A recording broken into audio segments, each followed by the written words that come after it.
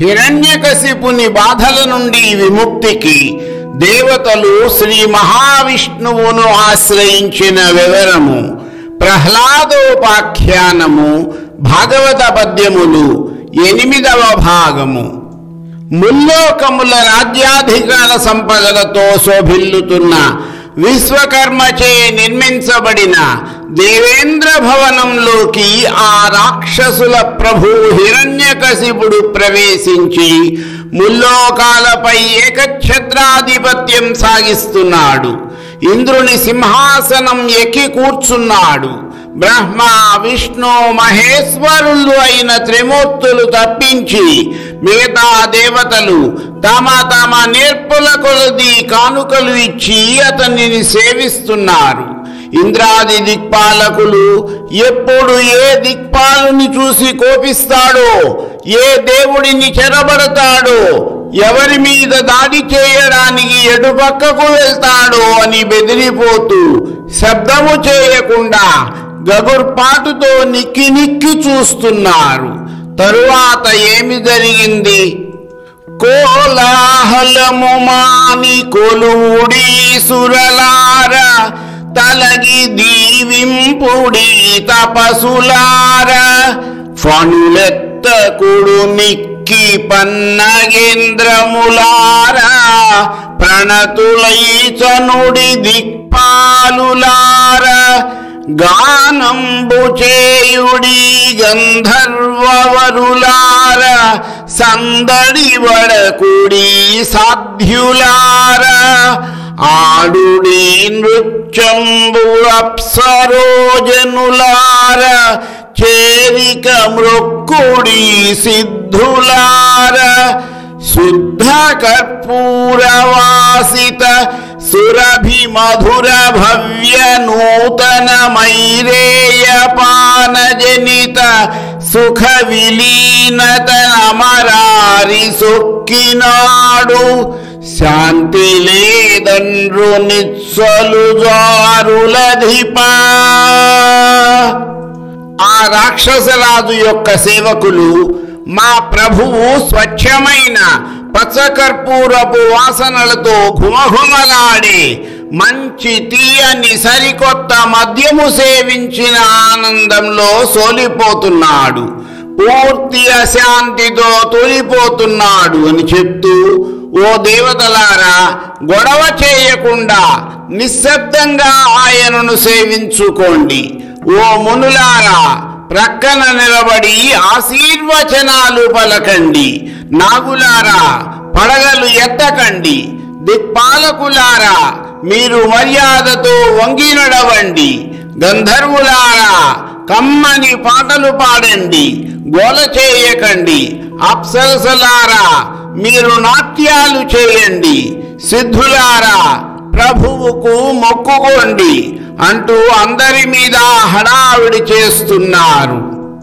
లీలోద్యానలతా నివాసములలో లీలావతీయుక్తుడై హాలాపాన వివర్ధమాన మదలోలావృత్త తామ్రాక్షుడై కేళిందేలగనేను తుంబురుడు సంగీత ప్రసంగంబులన్ వాలాయంబుగరంగజేయుదుము దేవద్వేషి ఉర్వీశ్వరా.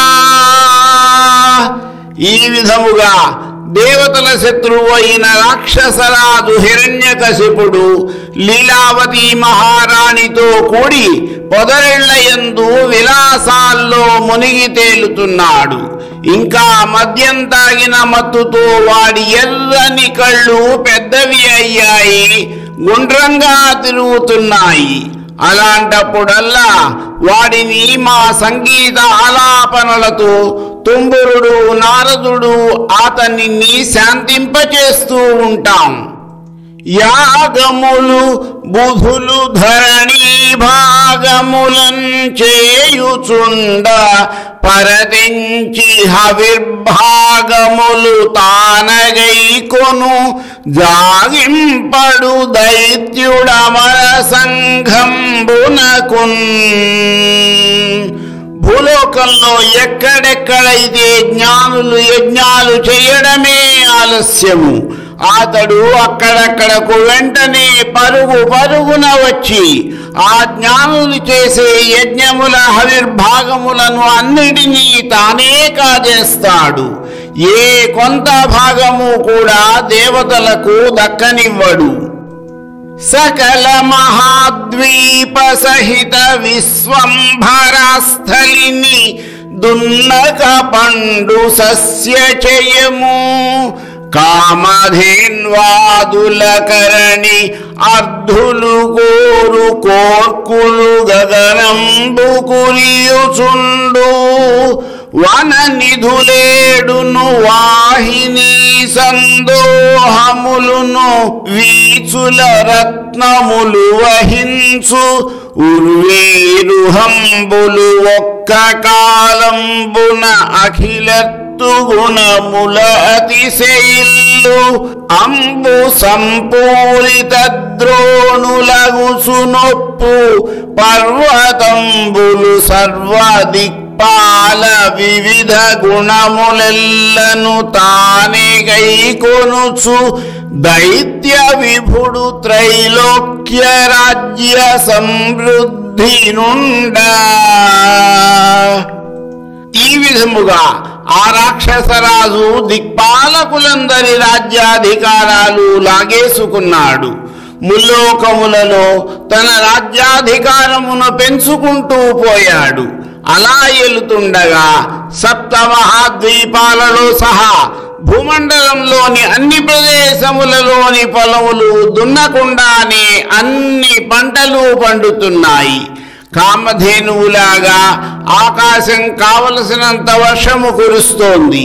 సప్త సముద్రాలు నదులు అన్నీ తమ అలలతో రత్నాలను కుమ్మరిస్తూ ఉన్నాయి. చెట్లు అన్నీ 6 ఋతువుల ధర్మాలు ఏకకాలంలోనే పొందుతూ ఉన్నాయి. పర్వతాల మీది గుంటలు అన్నీ నిత్యం నీటితో నిండి ఉంటున్నాయి. ఈ విధంగా దిక్కులన్నిటినీ జయించి లోకములన్నిటిపైన ఏకఛత్రాధిపత్యం సాధించాడు. తన ఇష్టానుసారము ఇంద్రియ సుఖములను అనుభవిస్తున్నాడు. అయినా అతనికి తృప్తి కలగడం లేదు.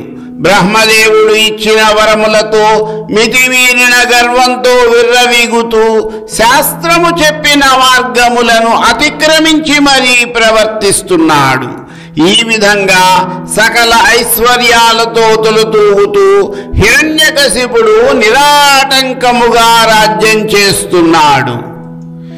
ఎన్నడు మాకు దిక్కుగలదెన్నడు దైత్యుని బాధమాను, మేమెన్నడు వృద్ధి పొందగలమెవ్వరు రక్షకులంచు, దేవతా కిన్నర సిద్ధ సాధ్యముని ఖేచర నాయకులాశ్రయించిది, ఆ పన్నగ తల్పు భూరి భవబంధ విమోచెను పద్మలోచెను. అప్పుడు దేవతలందరూ కూడా దిక్కులేక ఉన్నాం, మాకు దిక్కు ఎక్కడ దొరుకుతుంది, ఈ రాక్షసుడి బాధ ఎప్పుడు తప్పుతుంది, ఎప్పుడు బాగుపడతాం, మమ్మల్ని ఎవరు కాపాడగలరు అని బాధపడుతూ దేవతలు, కిన్నెరలు, సిద్ధులు, సాధ్యులు, మునులు, ఖేచరుల నాయకులు అందరూ శేషతల్పసాయిని, సంసార బంధముల నుండి ముక్తి ప్రసాదించువాడిని, పద్మాక్షుని, విష్ణుమూర్తిని ఆశ్రయించారు. మరికొంత కథా వివరణము నా తరువాతి భాగములో.